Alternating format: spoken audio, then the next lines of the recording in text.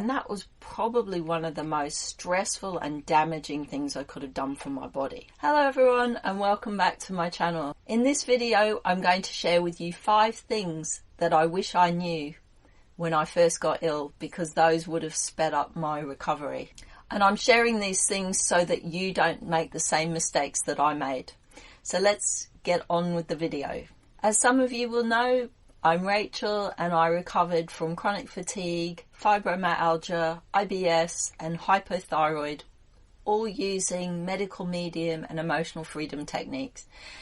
And this channel is all about emotional health and how to use the mind-body connection in your recovery, with a little bit of medical medium lifestyle thrown in for good fun. I used to believe when I was chronically ill that there would be something that would fix me quickly, that miracle pill. And that belief led me to try lots of faddy things.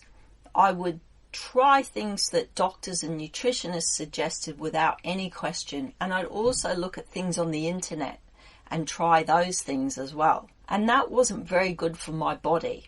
And I came from a real place of impatience, like I couldn't wait for stuff to work. And that made me feel very desperate a lot of the time. And that, of course, put me in a very high stress and anxiety state.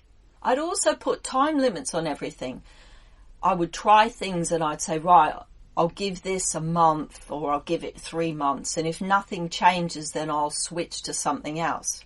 So it took me a long time to learn that actually I had been ill for a long time, and therefore it was going to take a bit of effort on my part and time to unpick all of that so that I could be on the road to recovery.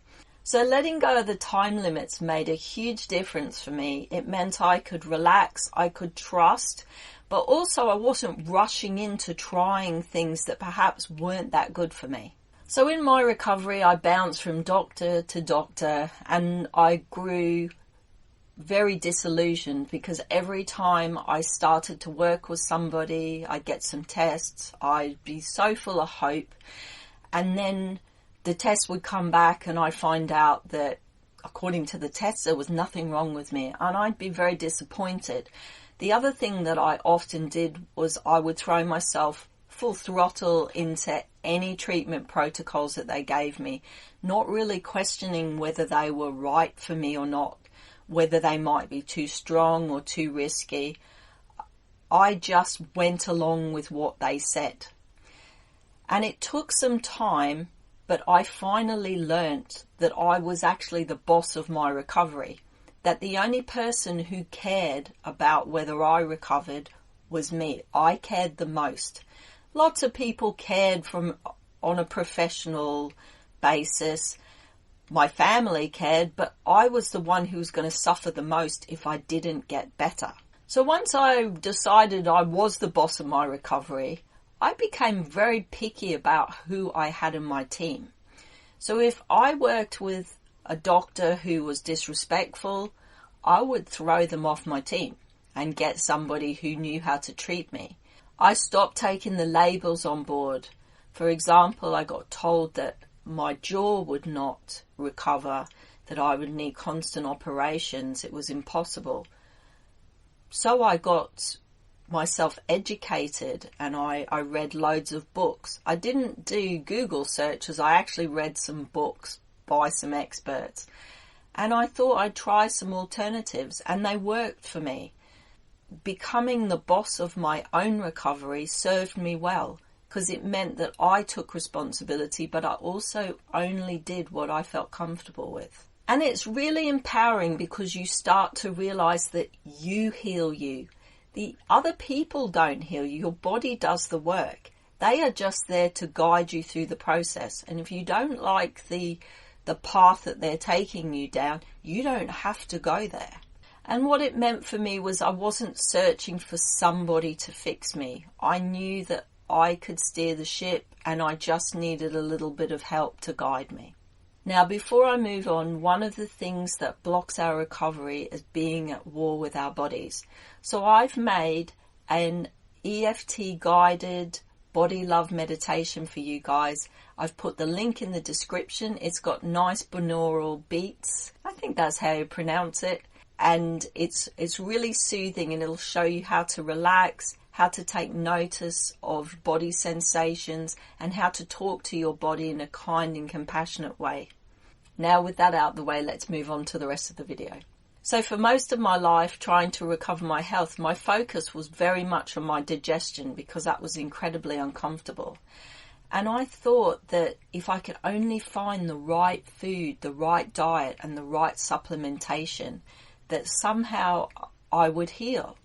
If only my body could absorb the nutrients I was taking in. I thought that was the crucial point when I would recover. And I'm not saying that food is not important. Yes, you need to eat a high nutrient rich diet in order to heal. Because with even an absolutely perfect supplement and diet, I took a long time to recover. And I see lots of other people in the same situation. And lots of people just give up hope. And the thing is, there is a big interaction between the way we perceive the world and the way we respond to it and our health. And our response to stress is a learned response. And we can be living in a state of fight, flight and freeze without even really knowing about it. And that was my situation. And stress reduces our ability to heal because it reduces our immune function.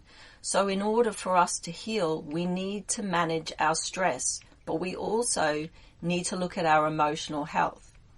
So by focusing on food alone and not looking at my emotional health, I really slowed down my recovery. And it was only when I got both those parts plus the spiritual part working together that the needle really shifted for me. So we've got so many options for knowledge these days, and I think it's a great thing, but it can also leave us in a situation where we feel like we're missing out. And I really think that health FOMO is a thing.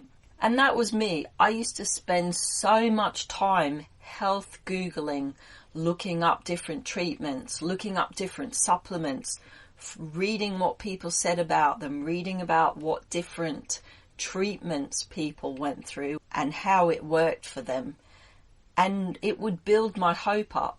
But a lot of the stuff on the internet is rubbish, and I wouldn't do my own research, and I'd mindlessly follow thread after thread and end up getting sucked into more strange and expensive fixes.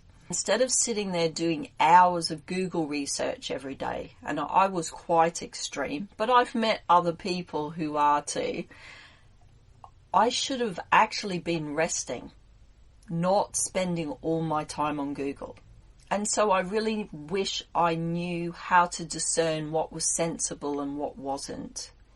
Anything that seems very stressful on your body, things like liver flushes and coffee enemas, I definitely would not recommend doing those. I went down that rabbit hole. It did not help me. So I used to think that recovery was some kind of miracle, that the planets needed to align in order for it to happen. I didn't realize that there were some very simple components for healing. And that led me to try some really extreme fixes. I mean, I've just spoken about doing liver flush. That was recommended to me by my holistic dentist, but I researched the hell out of that on Google.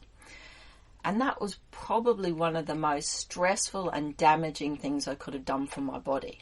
I used to pray that my supplements would work, that somehow I needed a miracle to get over my anemia, for example. And yet when I decided that I was going to stop trying all the crazy things, the things that doctors and dentists and nutritionists recommended I do, things that weren't gentle for me, cleansers and stuff like that, and just focused on a nutrient-rich diet, looking at my emotional and my spiritual health, using things like EFT, that's when I started to really find things changed. So I learned the hard way that there really are only 3 components to recovery: good nutrition, spirituality, and emotional health. And they're not miraculous, but they work. They may take a little bit of time, but they're definitely more surefire than a lot of the fads out there. So let me know, what lessons have you learnt in your recovery? If you want to learn more about EFT and the other tools I used during my recovery, check out these videos or get in touch. I've just launched a new one-to-one program which is all about bringing calm into your recovery to support healing. Thanks very much for watching, and I'll see you on the next video. Bye.